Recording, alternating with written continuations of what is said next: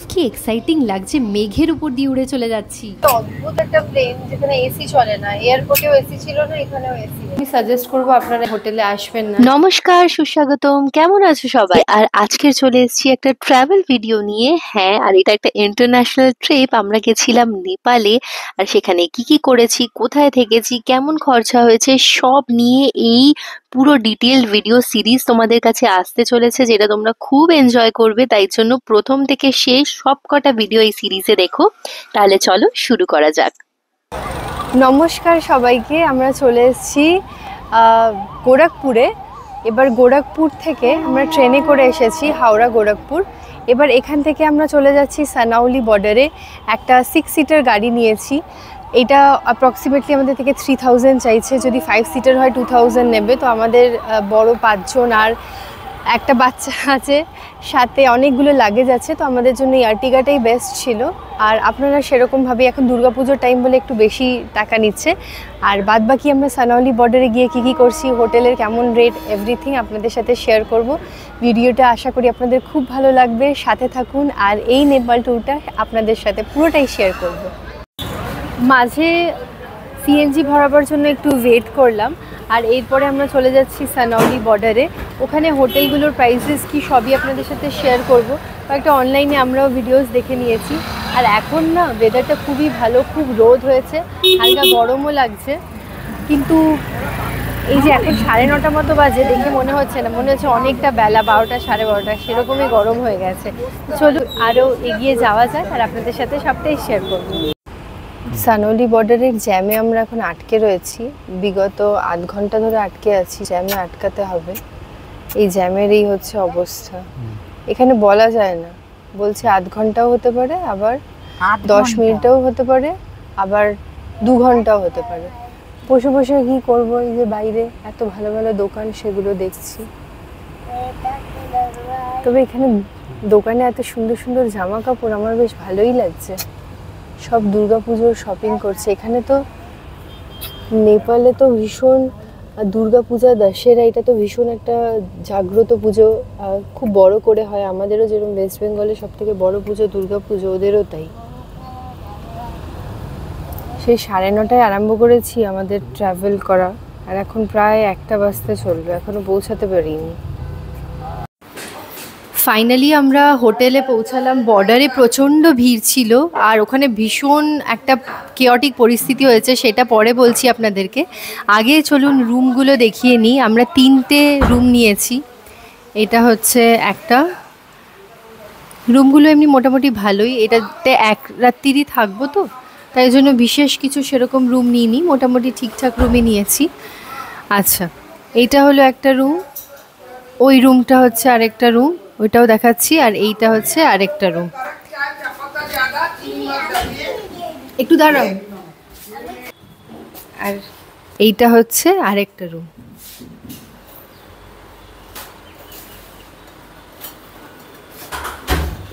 গরম গরম চা চলে এসছে, এখন চা খাবো। শোনোই, তোমার কেমন লাগছে?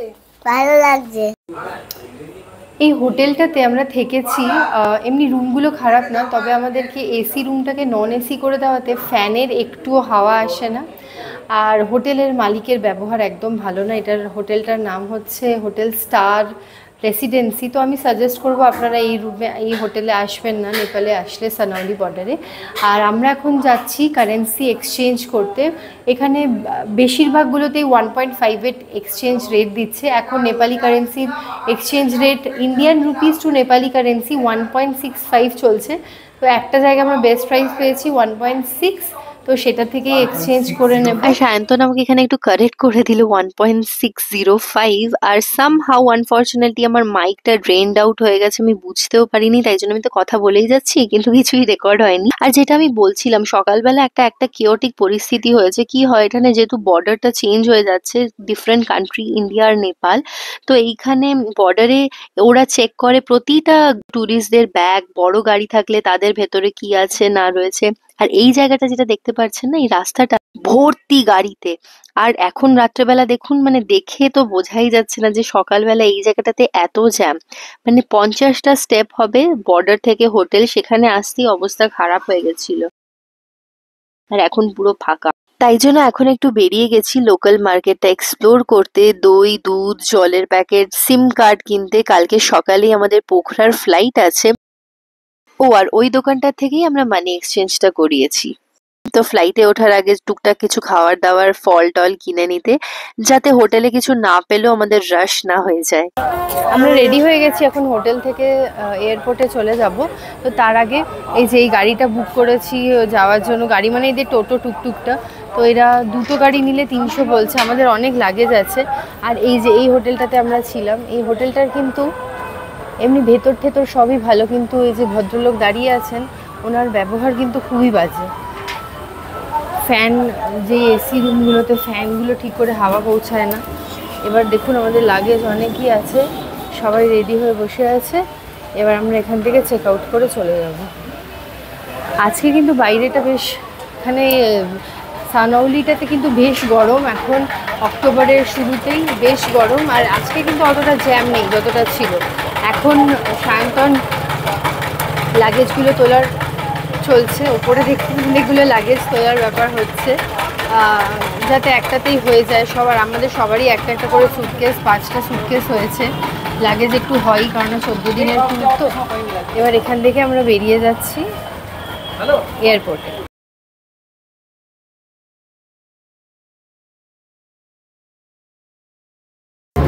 এই যে টোটো করে আমরা যাচ্ছি এখন, একটা টুকটুক গাড়ি করে সানৌলি বর্ডারে।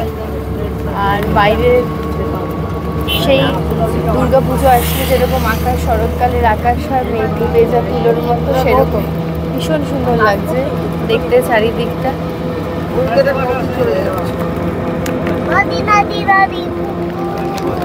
কেমন লাগছে সোনাই তোমার? ভালো লাগছে। ভালো লাগছে? মজা হচ্ছে? মজা হচ্ছে?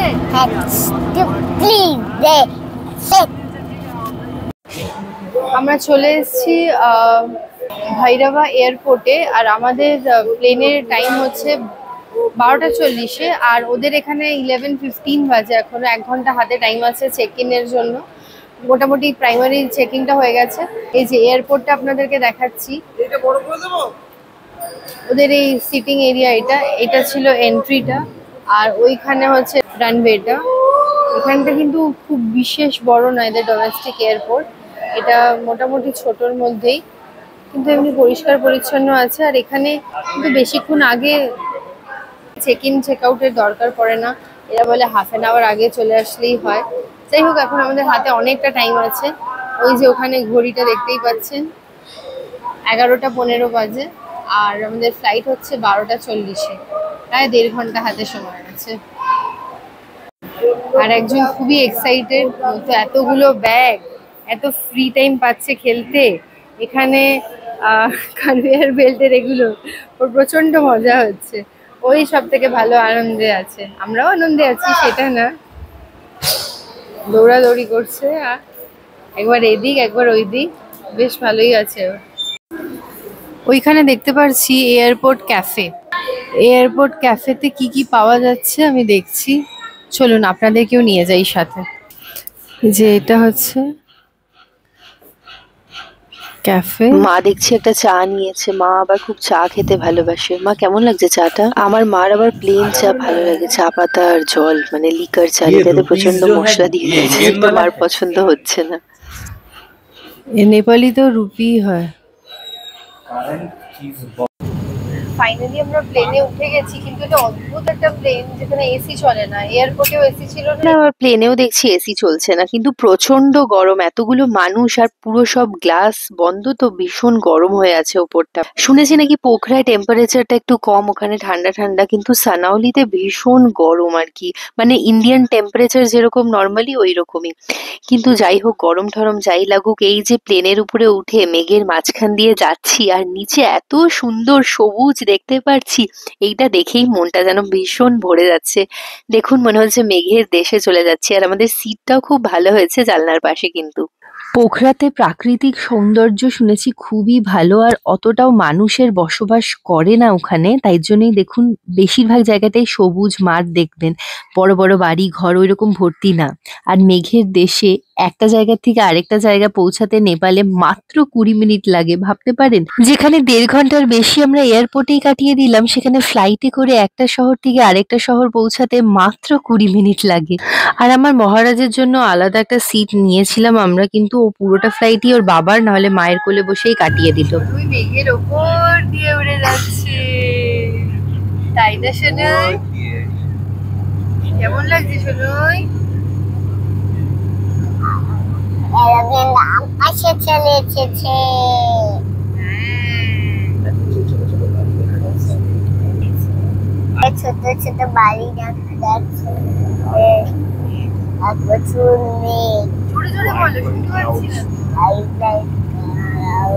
ওই দূরে পাহাড় চলে এসছে, পাহাড় চলে এসছে মা, ওই যে পাহাড় চলে এসছে, পাহাড় চলে এসছে, পাহাড় চলে এসছে, পাহাড় চলে এসছে মা, পাহাড় চলে। আর ওর বাবা যা যা বলছে ও শুনে তাই তাই বলছে, দুজনে মিলে খুব মজা করছে কিন্তু। আর আমাদের ফ্লাইট ল্যান্ড হয়ে গেছে, এখানে চলে এসেছি পোখরাতে।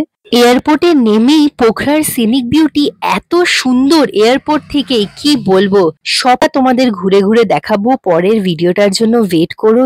কি দুর্দান্ত লাগছে এয়ারপোর্টের ওই সাইডটা, কোনো ওয়েস্টার্ন ফরেন কান্ট্রির থেকে কম কিছু না, সেটাও দেখাবো। পোখরায় কোথায় থাকলাম, কোথায় ঘুরলাম, সব দেখাবো তোমাদের। এই ভিডিওটাও ভালো লাগলে অবশ্যই একটা লাইক করো, আর পরবর্তী ভিডিওতে দেখা হবে খুবই তাড়াতাড়ি। ততক্ষণ সবাই ভালো থেকো, সুস্থ থেকো।